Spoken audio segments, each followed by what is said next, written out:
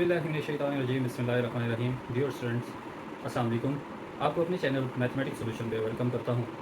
आज के लेक्चर में हमारे पास है एक्सरसाइज नंबर 4.4 क्लास 9। हम चलते हैं अपने आज के लेक्चर की तरफ। उससे पहले एक छोटी सी रिक्वेस्ट है कि अगर आपको आज का लेक्चर अच्छा लगे तो चैनल को सब्सक्राइब कर दिया करें। तो हम बगैर टाइम ज़ाया किए चलते हैं अपने लेक्चर की तरफ। क्वेश्चन नंबर 1 है give quick answers without any procedure. इस एक्सरसाइज के क्वेश्चन नंबर 1 में हमने क्या करना है कि क्विक आंसर करने हैं विदाउट एनी प्रोसीजर के, कि इसका सोल्यूशन लिए बगैर हमने क्या करना है, इनके आंसर बताने। तो इसमें कहा जा रहा statement is if HCF of two polynomials x cube plus 5x square plus 6x and x cube plus 9x square plus 14x is obtained as x square plus 2x then. यहाँ पे कहा जा रहा है कि दो पॉलिनोमियल्स हैं हमारे पास और उनका एचसीएफ हमें गिवन है एक्स स्क्वायर प्लस 2x। तो हमें ये बताना है पार्ट नंबर 1 में कि what would be the HCF of 5 into x cube plus 5x square plus 6x and x cube plus 9x square plus 14x। अब इसमें डिफरेंस क्या है? जो फर्स्ट पॉलिनोमियल थी हमारे पास उसमें क्या है कि एक फैक्टर 5 को ऐड किया गया है जो इसके साथ मल्टीप्लाई हो गया, ठीक है। अब यहाँ पे कहा जा रहा है कि अगर इसकी पहली पॉलिनोमियल के साथ 5 को हम मल्टीप्लाई कर दें तो क्या एचसीएफ के ऊपर कुछ फ़र्क पड़ेगा या नहीं। अब HCF means highest common factor, ठीक है। अब हमारे पास जो भी एचसीएफ आ जाएगा उसमें अगर ऐसे नंबर के साथ मल्टीप्लाई कर दिया जाए दोनों टर्म्स को या दोनों पॉलिनोमियल्स को कि अगर उनमें कुछ ना कुछ कॉमन फैक्टर हो तो तब एचसीएफ के ऊपर फ़र्क पड़ेगा। यहाँ पे जस्ट उसने मल्टीप्लाई किया 5 से और सेकंड पॉलिनोमियल हमारी एज इट इज़ है, तो इसमें 5 के साथ मल्टीप्लाई करने से कोई ऐसा कॉमन फैक्टर हमारे पास नहीं आया जो इस पॉलिनोमियल के साथ हो और उस पॉलिनोमियल के साथ भी हो। तो इसलिए हमारे पास पार्ट नंबर 1 में एचसीएफ के ऊपर कोई फ़र्क नहीं पड़ेगा, तो हमारा एचसीएफ एज इट इज़ रहेगा which is x square plus 2x।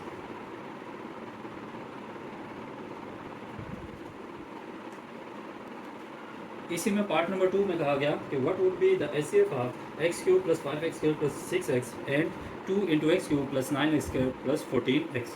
अब यहाँ पे क्या है कि पॉलिनोमियल जो सेकंड थी उसके साथ 2 को मल्टीप्लाई किया गया है और पॉलिनोमियल 1 एज इट इज़ है। अब यहाँ पे भी कोई भी नंबर एक फैक्टर के साथ या एक पॉलिनोमियल के साथ अगर मल्टीप्लाई हो भी जाए तो दूसरी में वो कॉमन नहीं होता, इसलिए आपके एचसीएफ पे कुछ फ़र्क नहीं पड़ेगा। तो यहाँ पे भी हमारे पास एचसीएफ जो होगा वो होगा x square plus 2x।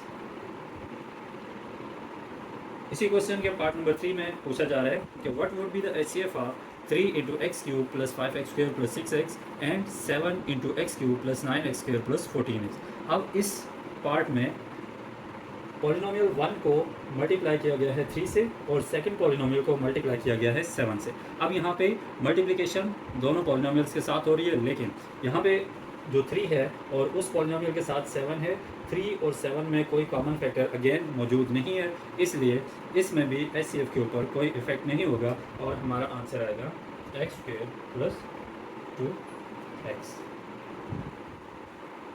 Part number 4 is what would be the HCF of 15 into x cube plus 5x cube plus 6x and 25 into x cube plus 9x square plus 14x। अब इसमें first polynomial को 15 से multiply किया गया है और second polynomial को 25 से मल्टीप्लाई किया गया। अब 15 और 25 यहाँ पे जो दो नंबर्स मल्टीप्लाई हो रहे हैं 15 एंड 25, यह हमने चेक करना है कि क्या 15 और 25 में कोई कॉमन फैक्टर है।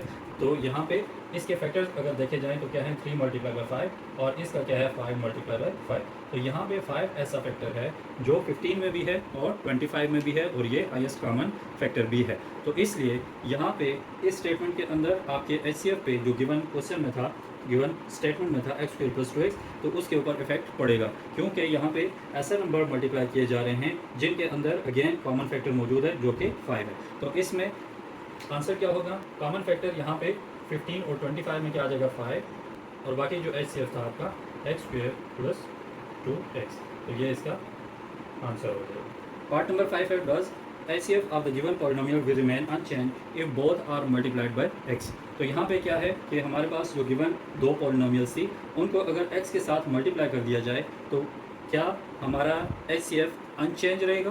तो इसका आंसर होगा नो, बिकॉज यहाँ पे अगर इसको हम मल्टीप्लाई कर दें x के साथ एंड इसको भी हम मल्टीप्लाई कर दें x के साथ, तो यहाँ पे x जो है वो हमारे पास अगेन कॉमन फैक्टर हो रहा है, ठीक है। तो HCF इसका क्या आ जाएगा x into x square plus 2x। तो आंसर बनेगा इसका x into x square plus 2x। तो ये इसका आंसर आ जाएगा और हमारा HCF जो है वो चेंज हो जाएगा, जो कि क्वेश्चन में गिवन था।